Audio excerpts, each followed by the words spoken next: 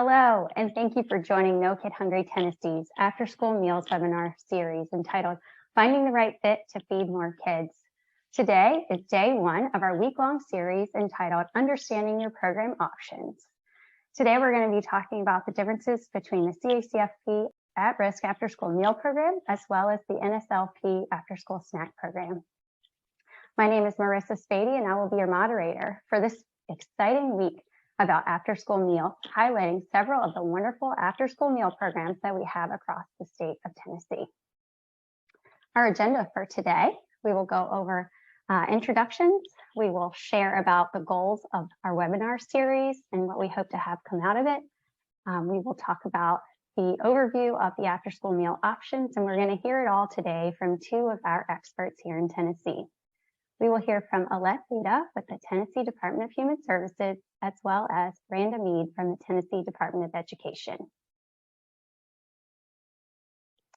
Our goals for the After School Meal and Snack series is to help you understand the difference between the Child and Adult Care Food Program, or CACFP, at-risk After School Meals Program, and the National School Lunch Program, or NSLP, After School Snack Program. We hope to help identify after-school meal and snack program options, as well as implementation strategies. We also hope to provide resources and next steps to help you find the best fit to feed the most kids in your communities. And ultimately, we hope to increase the number of districts and sponsors offering an after-school meal or snack program to ensure that as many kids as possible across the state of Tennessee are getting that third meal or snack at the end of the day. We are No Kid Hungry, and we're a state campaign of the nonprofit organization Share Our Strength.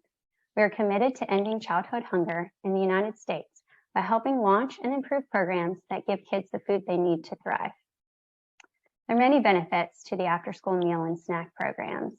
Number one, of course, it helps to offer a healthy meal or snack when the school day is over. It helps improve end-of-day behavior, focus, and performance. It helps provide needed energy for those after-school activities and extra learning. And it also helps to support children and families facing food insecurity.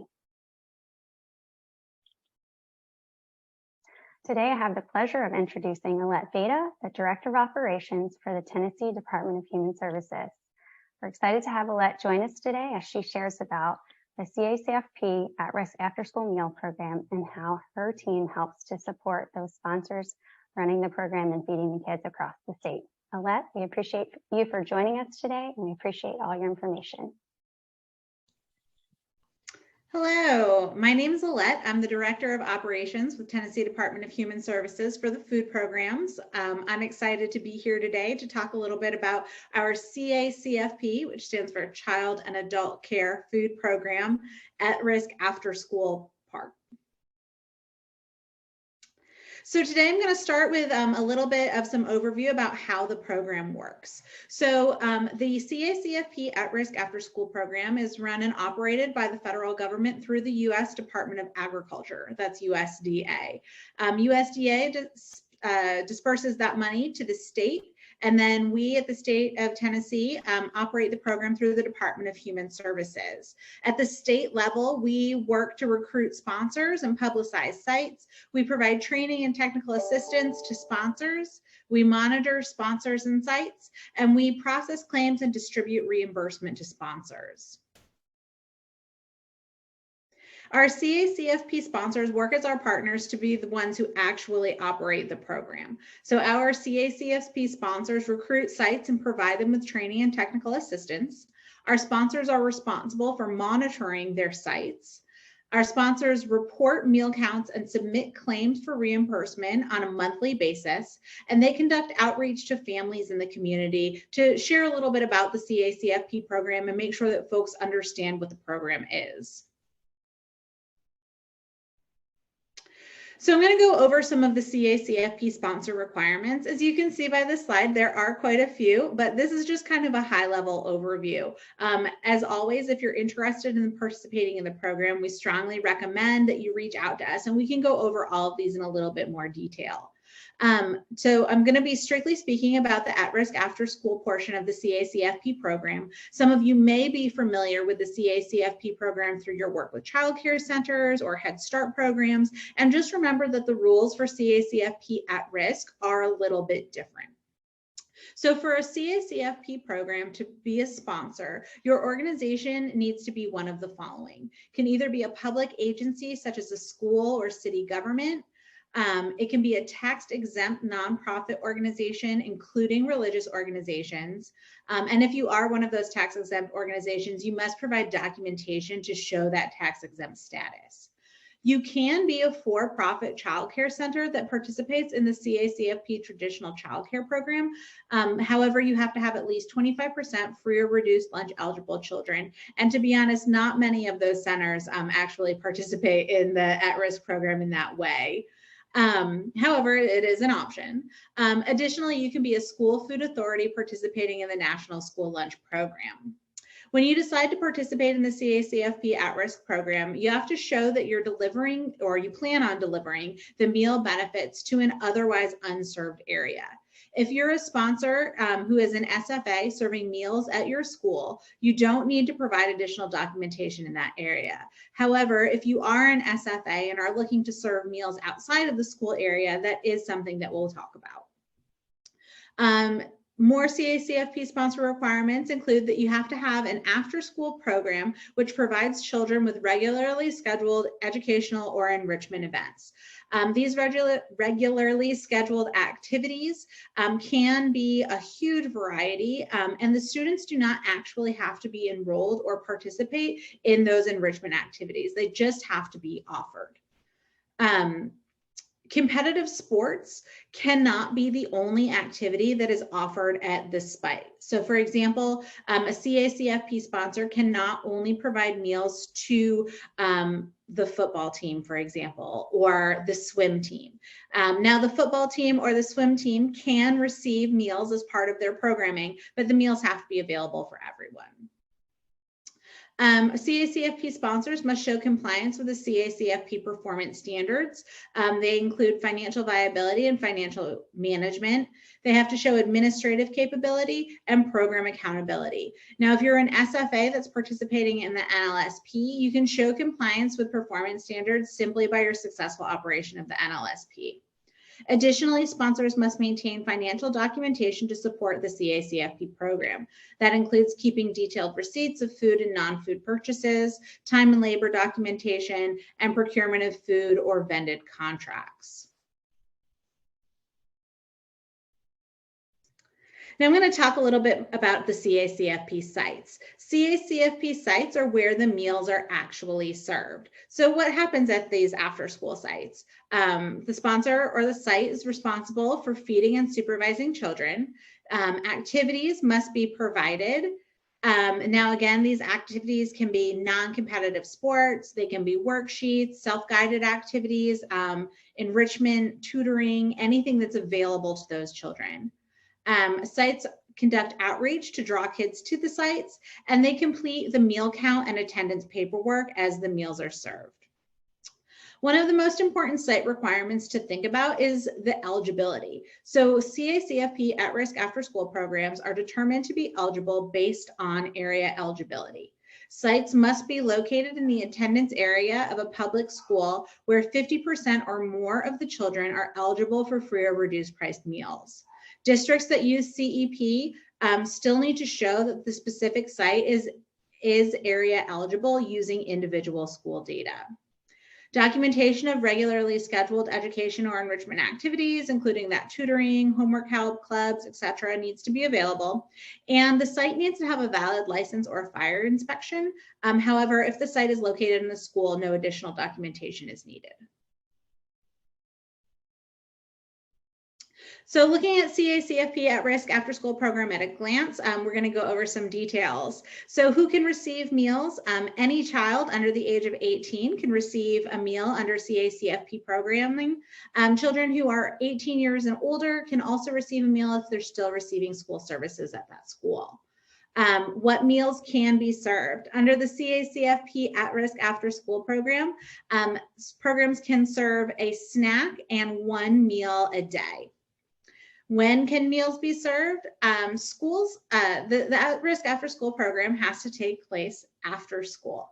Now, the definition of that is a little bit broader for the CACFP program. So that includes after school hours, it includes weekends, it includes holidays, breaks, not summer, but holidays and, for example, snow days. All of those times can use the CACFP at-risk after-school program. Documentation that's required are attendance, meal counts, and menus. DHS does not require production records. However, we do require that detailed receipts are kept of any school meals purchasing. Enrichment activity requirements. So yes, enrichment activities are required and they must be made available to all children. Children do not have to participate in the enrichment activity in order to receive a meal. The NSLP snack may be served at the same time as a CACFP supper, but not at the same time as a CACFP snack. So let's talk a little bit about the meal components that are required for the at-risk after-school program. For our lunch or supper, all 5 of the meal pattern requirements are necessary to make an eligible meal. They include fruits, vegetables, grains, proteins, and liquid milk. 2 vegetables can be substituted for the fruit requirement, but I'm going to really recommend that those of you who are interested in the program go to our USDA website or at our CACFP state website to look at the details about the meal patterns, including things about whole grains, sugar requirements in yogurt, and liquid milk details. For our snack, you need to serve 2 components, and those can be any of the 2 components that you want to serve as long as they are different. However, you cannot serve juice and milk in the same meal. For our CACFP at-risk after-school program, reimbursement rates are issued by the federal government annually. The rates include for lunch and supper a little bit of extra money from cash in lieu of commodities that can sometimes abbreviated as CIL, and it is automatically included into your reimbursement rate. Those rates are updated annually, and for the at-risk after-school program, you are reimbursed based on the number of meals served to eligible children. Thanks. Great. Thank you so much, Alette. We so appreciate all of the details that you shared with us, and I hope that answers a lot of questions for those who are listening. Next up, I would like to have Randa Mead join us. She is the training coordinator and program specialist for the Tennessee Department of Education, and Randa is going to share about the National School Lunch Program, the after-school snacks. Randa, I'm going to turn it over to you, and we really appreciate you joining us today. Thank you so much, Marissa. So today we're going to be talking about the National School Lunch Program after school snacks. And here is the program at a glance. Alette talked a lot about being a sponsor and what the state agency does with CACFP. So before I dive into this, I want to say that for NSLP snacks, we operate much the same as what the requirement of a state agency is, what the requirement of a sponsor is. So let's just talk about some details of the actual program. So who can serve meals for the NSLP after school snack program? You must be a school sponsor, so you have to participate in the National School Lunch Program before you can provide an after school snack through the National School Lunch Program. Through the National School Lunch Program, the only meal that is available after school hours is the 2-component snack. However, if you opt to provide the NSLP after school snack, you can also still provide a CACFP supper. So when can those meals be served? The after school snack program operates only on school days, and it has to be any time after the end of the regular school day. What documentation is required? We do require production records for the NSLP snack program. And what about those enrichment activities? Much like CACFP, you do have to have enrichment activities that are available to all students, but not all students have to participate, and they don't have to participate in that program in order to get the snack.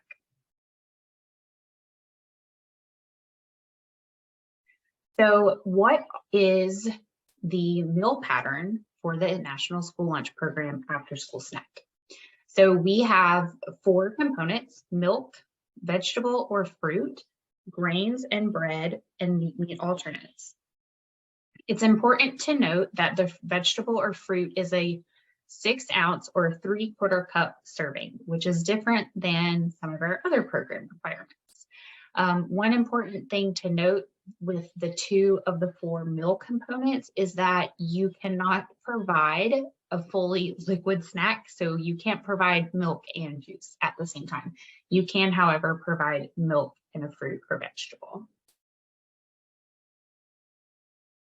And more specific guidelines can be found on our website. So let's talk about some more after school snack program requirements. You can, of course, only claim the number of snacks that are served, and claims cannot be based on the number of snacks that are prepared. Production records must be maintained to verify those meal counts, but they cannot be used in place of meal counts. You cannot claim adult meals, even if the adult is helping with the snack program. You must file the claim within 30 days. Each site must be monitored once within the first 4 weeks of service. So this means that even if your snack program starts in February, you have to monitor it within the first 4 weeks of when it actually starts, plus 1 additional time during its operation. You must keep snack counts and supporting documentation on file for 3 years plus the current year. Snacks are priced per unit if you are operating non-area eligible and children are paying for snacks that do not qualify for free meals. And then civil rights and food safety standards must be met and maintained consistent with other USDA programs.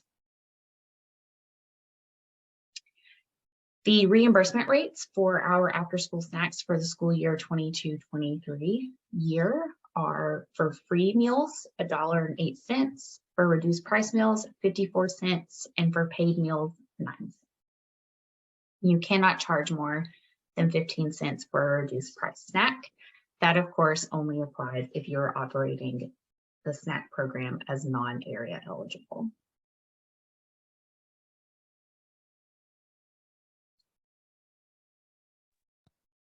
Thank you, Randa, for all the details that you shared about the National School Lunch Program after school snacks. We hope that you all were able to gain some knowledge about the difference between the 2 programs that you could potentially operate after the school day is over. And now we just want to take a look ahead to what we have in store for you the rest of the week. On our next adventure tomorrow, we will be hosting one of our schools who operates as a CACFP sponsor from Bristol City. On day 3, we will have a school partner with an administrative CACFP sponsor. So you'll see how that partnership works.